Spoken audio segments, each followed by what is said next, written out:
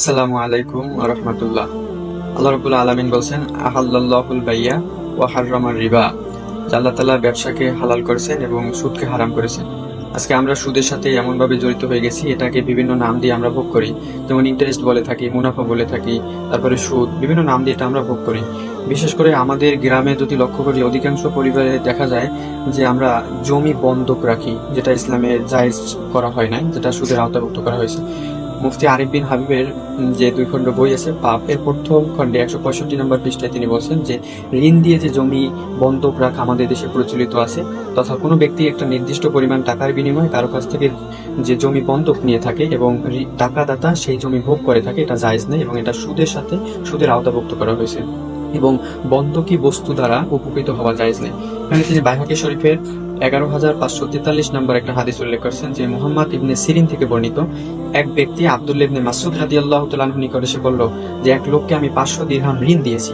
লোকটি আমার নিকট একটি ঘোড়া বন্ধক রেখেছে, অতঃপর আমি তাতে আরোহণ করেছি। আব্দুল্লাহ ইবনে মাসউদ রাদিয়াল্লাহু আনহু বললেন যে তুমি উক্ত ঘোড়ার উপর যে আরোহণ করেছো তা সুদ হয়েছে। তো এই হাদিসের ভিত্তিতে দেখা যায় যে আমরা যে জমি বন্ধক রাখি এটা সুদের আওতাভুক্ত হয়। এখান থেকে আমাদের আসলে সতর্ক হওয়া দরকার। আমাদের সমাজে সাধারণ মানুষ বা যারা ইসলামী জ্ঞান নিয়ে চর্চা করে বা ইসলামী কথা বলে থাকে, তো তারাও অনেকে এর সাথে জড়িত থাকে এবং সহজেই এর বিরুদ্ধে কেউ কথা বলে না। অথচ এটা কত বড় একটা অন্যায় বা এই সুদের ভয়াবহ অবস্থা, খুবই কঠিন অবস্থা। যে সুদের সর্বোচ্চতম যে আপনার শাস্তির কথা বলা হয়েছে সেটা হলো সূরা বাকারার 279 নম্বর আয়াতে আল্লাহ তাআলা বলছেন যে ফাইল্লাম তাফআলু ফাআযানু বিহারবিন মিনাল্লাহি ওয়া রাসূলি, যে যারা সুদ খায় তারা যেন আল্লাহ এবং তার রাসূলের সাথে যুদ্ধ ঘোষণা করে। কোনো মানুষের পক্ষে তো আল্লাহ এবং তার রাসূলের সাথে যুদ্ধ ঘোষণা করার মতো শক্তি সামর্থ্য কারণ নাই। এটা খুবই ভয়ঙ্কর একটা কথা যদি আমরা চিন্তা ভাবনা করি।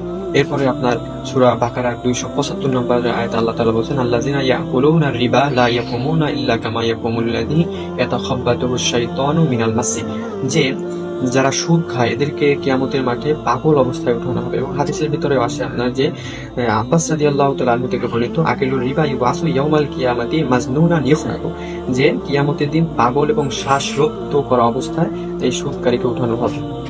অবস্থা খুবই ভয়াবহ। এবং সূরা নিসার 160 এবং 61 নম্বর আয়াতে আল্লাহ তাআলা বলছেন যে যারা সুদ খায় তাদের রিজিক থেকে হালাল যে একটা, তাদের রিজিক থেকে হালাল থেকে তাদেরকে বঞ্চিত করে, যে সুদ খাওয়া হালাল রিজিক থেকে বঞ্চিত হওয়ার অন্যতম একটা কারণ। এরপরে কোন এলাকায় আপনার ভয়াবহ আযাব এসে যায়, কোন এলাকায় আযাব আসার অন্যতম কারণ হলো সুদের বিস্তার লাভ করা। যা তারকিব পথ তার হেবের ভিতরে এই হাদিসটা আসছে যে সুদের কারণে ওই এলাকায় বা মহল্লার ভিতরে ব্যাপক আকারে আপনার আযাব আসে। এরপরে সুদের কারণে দুর্ভিক্ষ দেখা দেয়, যে মুসনাদে আহমদে 17,822 নম্বর হাদিস আসছে যে সুদের কারণে দুর্ভিক্ষ দেখা যায়। এরপরে সুদখোরের পেটে সাপ থাকবে, এটা আসছে সুনান ইবনে হাদিসে যে 2273 নম্বর হাদিস, যে আল্লাহ রাসূল সাল্লাল্লাহু আলাইহি ওয়াসাল্লাম মিরাজে গেলেন, তখন এক দল মানুষের কাছে তাকে নেওয়া হলো। তো তাদের পেট ছিল বিশাল আকারে গর্তের মতো, তার মধ্যে সাপ ভর্তি ছিল, যা বাইরে থেকে দেখা যায় না। রাসূল সাল্লাল্লাহু আলাইহি ওয়াসাল্লাম জিবরাইল আলাইহিস সালামকে জিজ্ঞেস করলেন যে তিনি বললেন এরা কারা? তখন বললেন যে এরা হলো সুদখোর। তো এরপরে সব থেকে নিকৃষ্টতম যে শুনতে খারাপ শোনা এবং সাধারণ মানুষেরও বোঝা উচিত যে যেটাকে বলা হয়েছে আপন মায়ের সাথে জিনা বেবিচারে লিপ্ত হওয়া, যেটা ইবনে মাজা হাদিস নাম্বার 2274 নম্বর হাদিস বলা হয়েছে আবু হুরায়রা রাদিয়াল্লাহু তাআলা থেকে, যে আর রিবা সাবউনা হুবান আইসারুহা আইয়ানকিহার রজুল উম্মা, যে সুদের 70টিরও গুনার স্তর রয়েছে, তার মধ্যে সব থেকে ক্ষুদ্রতম স্তর হলো আপন মাকে বিবাহ তথা জিনা করা। খুব অশ্লীল কথা এটা। এরপরে যদি মানুষ সুদ থেকে ফিরে না আসে আর তাকে কি বলার আছে?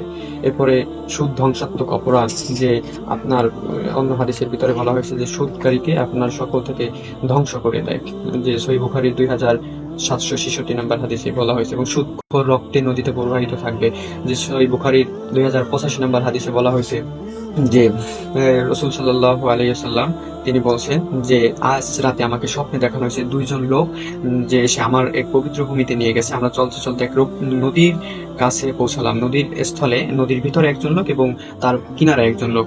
তো সেই যে মধ্যবর্তী নদীর মাঝখানে লোকটা আছে সে সাঁতার কাটতেছে রক্তের ভিতরে, এবং কিনারে যে মানুষটা সে শুধু পাথর নিক্ষেপ করতেছে যাতে সে ওখান থেকে না আসতে পারে। এই খুবই ভয়ঙ্কর কথা বলা হয়েছে।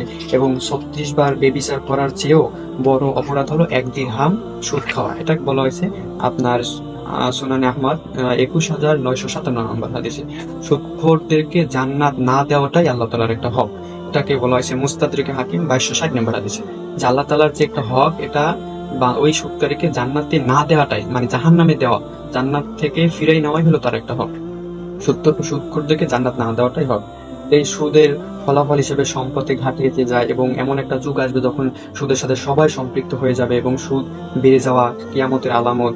এই যে হাদিসে যে সবের কথা বলা হয়েছে, ভয়ঙ্কর ভয়ঙ্কর কথা। অতএব আমাদের এখান থেকে বোঝা উচিত যে আমরা সুদ থেকে দূরে আসি, কারণ আল্লাহ তাআলা যখন আমাদের ইবাদত করতে বলছেন, ইবাদত করব এবং আমাদের ইনকাম সোর্স যদি ভেজাল থাকে এবং আমরা হারামের সাথে লিপ্ত থাকি, তাহলে আমাদের নামাজ রোজা কত কিছুই তো কবুল হবে না। যে লা ইয়াদখুলুল জান্নাতা জাসাদুন গুজিয়া বিল হারাম, হারাম বক্ষণকারিত শরীর আমাদের ভেস্তে প্রবেশ করবে না। অতএব আমাদের হাদিসে বলা হয়েছে যে হালাল উপার্জন করা ফরজের পরেও ফরজ।